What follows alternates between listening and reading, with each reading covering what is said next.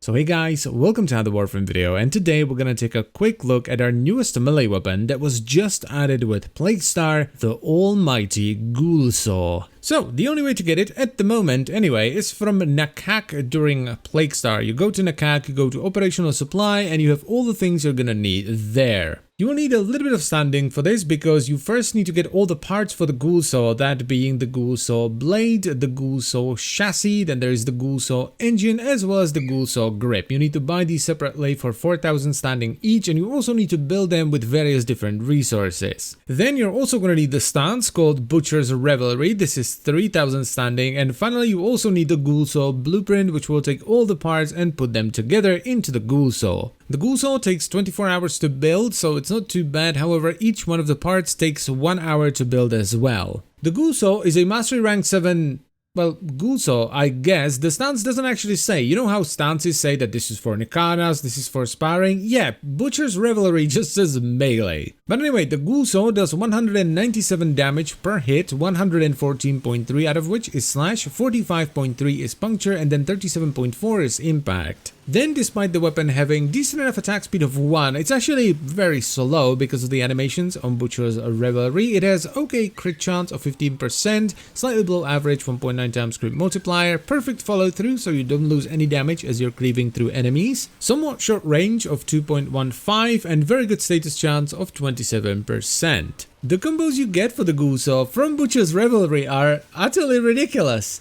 They range from just swinging the Ghoulsaw around haphazardly, to spinning around, cutting the same enemies over and over and over again, to running ahead with the Ghoulsaw raised up, revving it as you go, all the way to riding the Ghoulsaw around like an absolute boss. I love it. Now for the build, I ended up going with a 2 Forma setup where we have 2 Vs because the Ghoulsaw doesn't come with any polarities outside of the stance, and it's a pretty straightforward hybrid. So we start with Butcher's Revelry as the stance, of course, then we move on to either Condition Overload, but I personally prefer Primed Pressure Point, so I have the damage right away. Then I went with Blood Rush, even though the crit chance isn't amazing, but having crit is better than not having crit. Then we're of course gonna get Organ Shatter as well for the crit damage, followed that up with Berserker Fury for the attack speed, Primed Reach to bump up the range, otherwise the weapon feels incredibly short, so I feel like this is definitely worth there. Drifting Contact for the combo duration and status, though if you're running with the Naramon you can easily run Carnis Mandible for more status and slash. And we're gonna top it all off with Virulent Scourge and Vicious Frost for Varu damage and status. Now the damage on this thing relies pretty heavily on doing the right thing at the right time. The combos on Butcher's Revelry are pretty situational. If for example you use any of the forward combos, you're not gonna get great DPS, therefore getting around and doing a little bit of damage along the way. If you want some actual DPS, you want to be doing the standing combos, whether it is the standard standing combo or what I actually prefer, the standing block combo, which is this like crazy whirlwind of doom. I'm not gonna lie to you though, the damage, kind of no matter what you do, isn't going to be mind-blowing. It's not bad, it's good even, it's just not amazing. But that is kind of to be expected with mediocre crit stats. Which is why in the end I kind of decided to abandon all DPS and crit more specifically, and ended up running this build instead, which runs Berserker Fury for some attack speed, then Gladiator Vice for some more attack speed, and Quickening for even more attack speed. And I mostly just ended up doing this.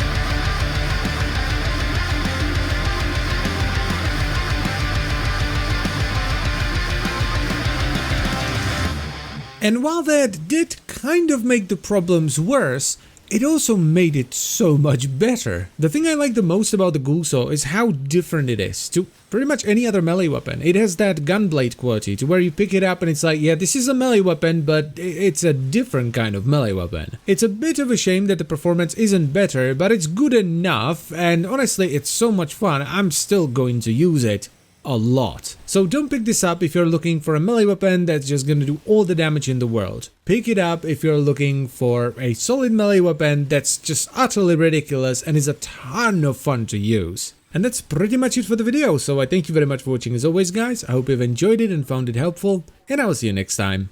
Bye bye.